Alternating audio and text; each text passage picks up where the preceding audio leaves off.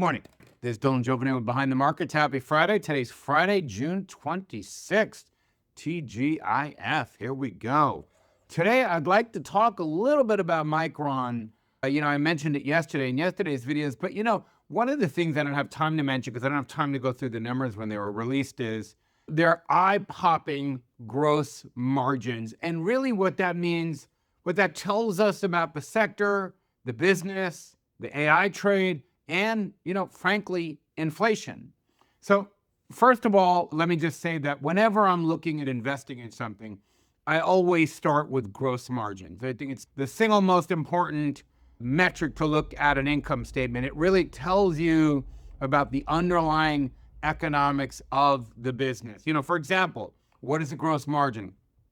A gross margin is what it costs to basically manufacture, to make the products. These are AirPods right here. What does it cost to, get the material together, have it put on an assembly line, you put all the electrical pieces together, get all the wiring in there, et cetera, et cetera. Gross margin is the percentage that it costs as a percentage of revenue.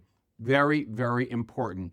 In your investment operations, even when you have a neighbor, your son, your daughter, a kid coming up to you saying, I want you to look at this company for me, go right to the gross margins and find out if it's naturally a profitable business. That's just rule number one. Very, very important. This is an inside thing you learn doing this for a long time. But let me go over the numbers real quick. So their numbers just on the top line are 41 billion this quarter versus 20 billion in the prior quarter. So you're seeing, over 100% growth. But here's the thing, and this is the eye-popping thing, and I have some notes here. I'm going to refer to my notes.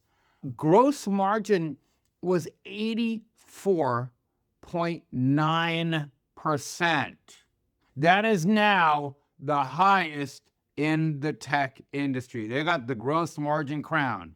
The second highest, the former highest was Meta, which had gross margins at 81.9%, because it's really not expensive to actually build what they do. They built this software platform and it's scalable and they're making a whole bunch of money on it. So that's one of the reasons we love Meta.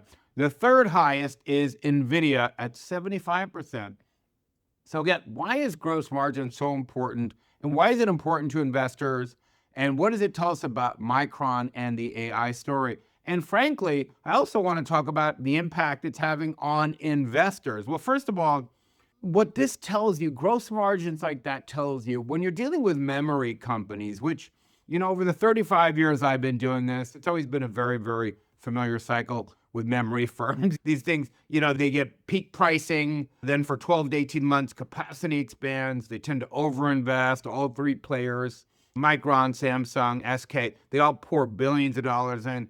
And more often than not, they're left with all this hangover, and then the stocks just crash down. And they're in the toilet for, forever, it seems like, until the next cycle happens. These are build-out cycles, What this is telling us here is that Micron isn't really building new factories to get that kind of gross margin. They're raising prices, raising prices. Hyperscalers, these massive cloud service providers that are the ones behind building all the data centers and all these things around the country that are pouring all this money, can't get enough of their memory. And Micron doesn't have enough to go around. So what they're doing is they're jacking up prices and they're making these deep-pocketed Mag 7 players and the rest pay more. So this is what is happening, kind of in a big picture sense of the word. I'm sure Micron's gross margin number will go down when they actually start to add capacity, which is the normal way these cycles go. So, what does that mean for companies? So we see pricing, it's really something I've not seen in my 35 years of doing this, which echoes what Tim Cook said, CEO of Apple, the outgoing CEO, legendary CEO of Apple, said about Apple. He said, I haven't seen this in 40 years, just this rush in. And it's having an inflationary impact. And I want you to think about this. The prices are starting to show up in consumer inflation. When Micron raises prices, it's not just hyperscalers, these big cloud companies, Meta, Amazon, all them, Microsoft, Google. It's not just those guys that pay higher prices. Apple has to pay higher prices. Apple for the iPhone. So iPhone prices go up, as Tim Cook said this week. In video games, video game consoles, Microsoft, the Nintendo, Sony, you name it. It filters through to a lot of the country. It filters through to a lot of consumer purchases. It also has sent electricity prices. Electricity prices have gone up 6% nationwide. Now, the good news is electricity bills tend to be, on average, about 2.5% of somebody's income and their spending, So it's not really a killer, but this is why you're starting to see some of that data center backlash. And look, does the story get even easier from here?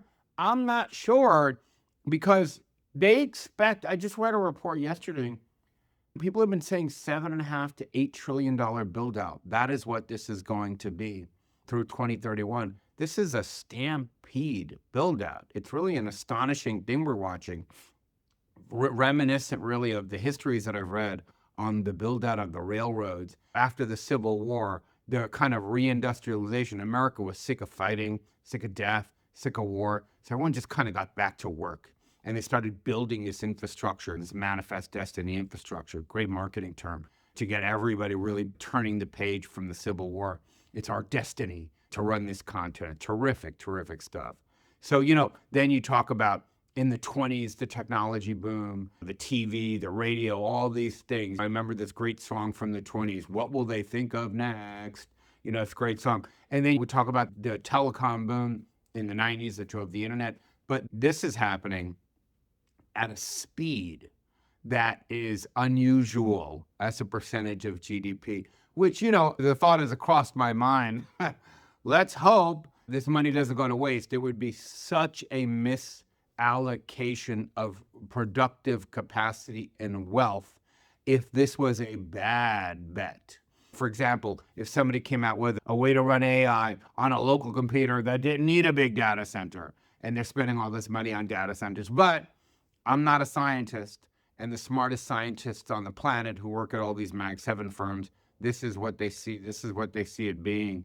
And these hyperscalers, these cloud companies, you take Google Cloud or AWS or Microsoft, they have corporate clients. They have all these customers. You have Coca-Cola as a client, and they want AI across their stuff. So you got to make sure that you have the demand, the data centers, so they can use things like AI. You can architect it around AI first, which is very, very important for power and efficiency, so you can give your customers the kind of guaranteed power they need. So they're rushing to build these data centers, and they're locking in these contracts with corporate clients so that they actually kind of create this toll bridge scenario, getting power in there. This is war, and it's affecting everything, power, energy, all the things. It's a fascinating thing that we are living through.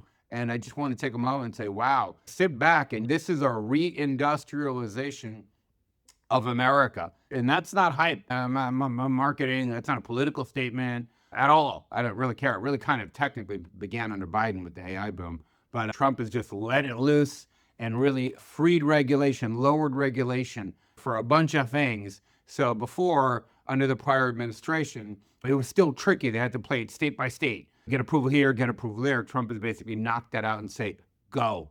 This is a competition with China.